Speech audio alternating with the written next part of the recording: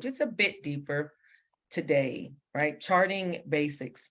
So we talked about what do each of these, what do the candles look like? What do they represent? How do we interpret a candlestick chart, it says, or how do we interpret candlestick charts? A green candle means that it went up in price. A red candle means that it went down, right? Green and red. If you want to change the colors, many of the platforms allow you to change the colors. Just make sure that you remember which is which, right? That you remember if you change it to green and something else, or, you know, black and red and black and yellow, as Jamie has done, that you remember that one of those is up and one of those is down, okay? So the top of this wick, you see this wick here, the top of the wick is the high of that candle. The top of the wick is the high of that candle. See, this means this is the high of the candle. The bottom of the wick is the low of that candle. So if we're looking at a daily chart, then how much data is in each candle? Just for the day. We're looking at a daily chart. How much data is in a day into a candle? That one day. One day, yeah. If we're looking at a 15-minute chart, each candle is 15 minutes. 15 minutes, okay? So whatever chart you're on, that means each candle is that much data, all right? So we've got the high, we've got the low. At the bottom of the box on a green candle, this is the open. The top of the box on a green candle is the close. That means this price opened right here. It did some stuff. It might have opened and fell down and went to here. And it ran up. It might have gone all the way up to here. And then when the time passed and it was ready to close, it closed right back here. But price had gone up and down outside of this candle. And that's what the candle looks like. This top being the high, bottom being the low. The box is the open and the close. If we're talking about a red candle, you still got the high and the low there, right? It opened at the top here because we're going down. So it opened at the top. It might have gone down. It might have ran back up a little bit. It ran down, went down pretty far. Some people came in and then it stopped in here. So the bottom of the box is where that candle closed. Open to close is the box. Okay, the extra wicks is where the price did. You see, it's called shadow here. Kind of like the noise. I've heard it called noise before too. It's the noise. Really, the open and close is really has a stronger importance than what the wick has done, right? So we can read these charts. You've got support, resistance, downtrend, uptrend, that kind of thing. Now, support is any place where price has come down and it stops and reverses. Support, remember, support is usually underneath the price. Your chair is your support. The floor is your support. Maybe you got on support stockings, you know, that your support is underneath your dress, right? Support is the bottom. It's called support. Sometimes you'll see it called supply, right? We've also heard it called a buy zone in the past, because the premise is that price comes down to a certain place and that there are buyers hanging out there at that price. Once it hits that price, a bunch of buy orders, which are coming from like banks and the big people, not just the onesie twosie like me and you, but these are like thousands of dollars and millions of dollars worth of orders are set in the system to buy at this price. You know, so then the price comes down to a place, there's buy orders in by all the people, you know, hedge funds or whoever else are set to buy a lot of shares. And then when people buy, it then takes the price back up. Then you get to a place where it says, okay, when it reaches up to this place, we're going to sell. That is called resistance. It's called the demand zone. Sometimes you'll hear it called demand, and sometimes you'll hear it mentioned as the sell zone. Basically says, once we get to the price, if I have this stock at $100, when it gets to 105, I'm jumping out. that could be my personal sales orders, then I'm deuces, right? That's called resistance. It's a place above you where price will resist being able to go higher. Resistance, sell zone, demand zone, it's called a few different things, right? All of them mean the same thing. So even if you see it called other things, they all mean the same thing.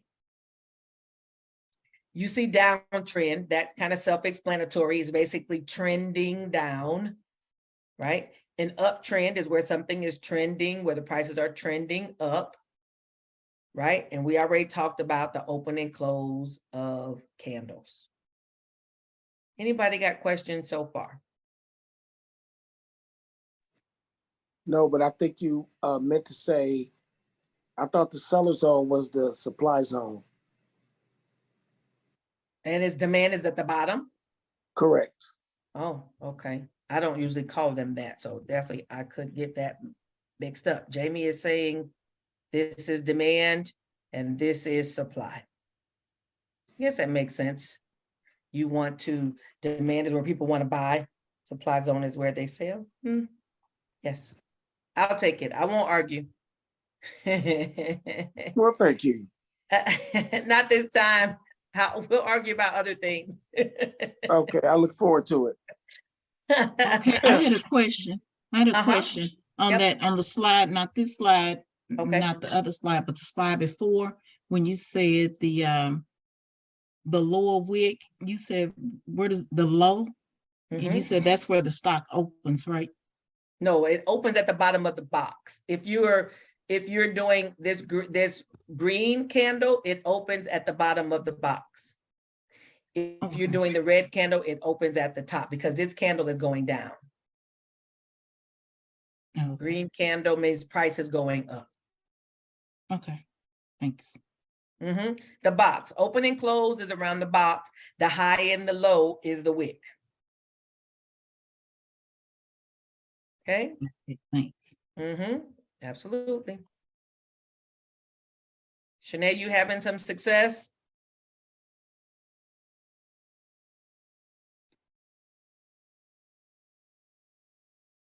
Is that a yes or no? Thinking about it?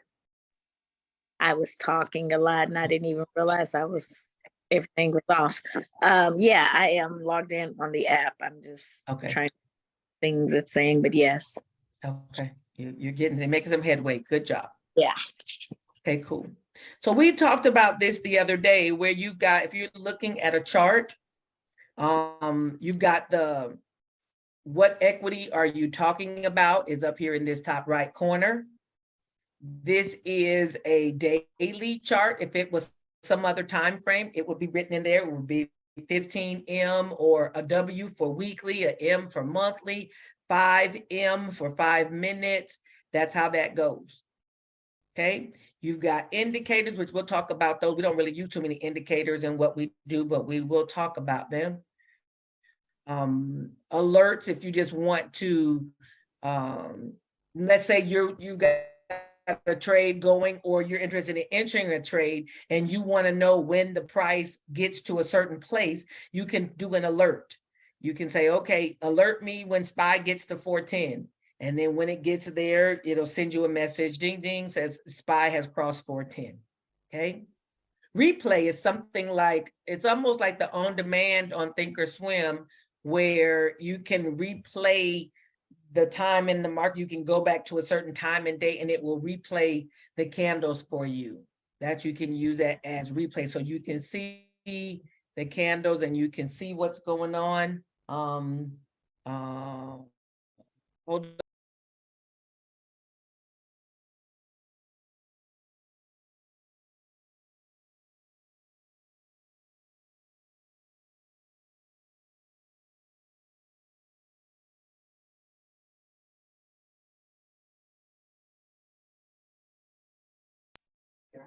Okay, so there we go. We got the alert, we got the replay. Notice here, we talked about this the other day, the high, the low, the open and the close at the top of that. Now that's going to be based on which candle you have the mouse on. So for each candle you put it on, you're going to get the open, the high, the low, and the close of that candle. All righty. So all the things, and this is looking at it on, this is a trading view. Yeah, this is trading view, which may look a little bit different than your platform, but some of the very similar things are in all the places. You got the bid and the ask, which is the prices of the shares. Even though this also says a D right here, it also says here, it also says 1 day. Let me go back. It also says 1 day here. See there where it says 1 day? So you've got the D and the 1 day, so you can see what's going on. Current price is along the right-hand side. I mean, the price is along the right-hand side. Current price moves along. It kind of moves back and forth with that. That tells you the current price. I charted some support zones and resistance zones.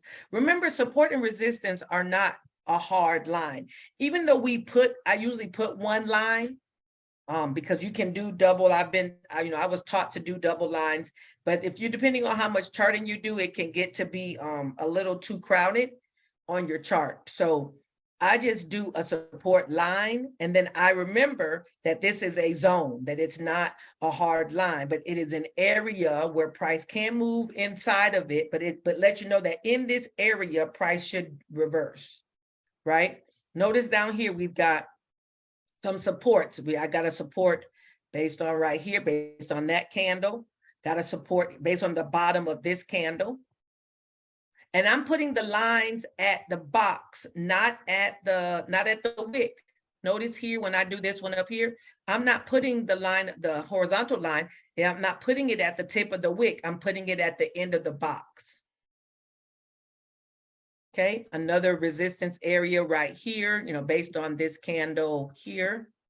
You got resistance here. These are what all these are for, support and resistance. So when you chart for yourself, you're going to be looking for the peaks and the valleys. You're looking for the peaks and the valleys. And I'm going to show you in a minute how to change your chart from candles to a line, and that'll help you be able to see the peaks and the valleys just as well. Now, I didn't draw a line on, there's a few more resistance areas and support areas in here that I didn't draw. There's one right here. I didn't draw them all because I just wanted you to get a feeling for what are the support and resistance areas. Now, if price is at one place and it's support, if price does pass through that place, then that same support becomes resistance. Support and resistance can be interchangeable. I'm going to show you an example of that over here. So here we had this line is support when you're looking in this side. But once price got through it, let me change the color so that way, once the price came through it and went back up, that same line became resistance.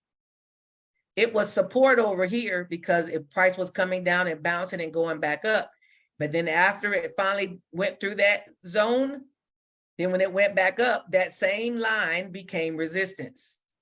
So support and resistance can be interchangeable depending on where price is.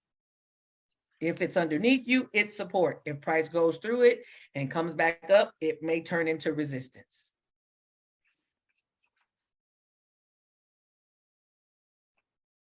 Questions here? No. Okay. Why should we chart? We chart to determine the places where the price could reverse or could slow down and stutter. And that matters to us as sellers because we want to know places where, price may come to support so we can get our strikes below that.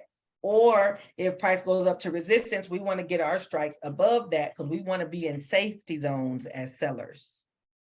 We also use this to inform our entries and exits.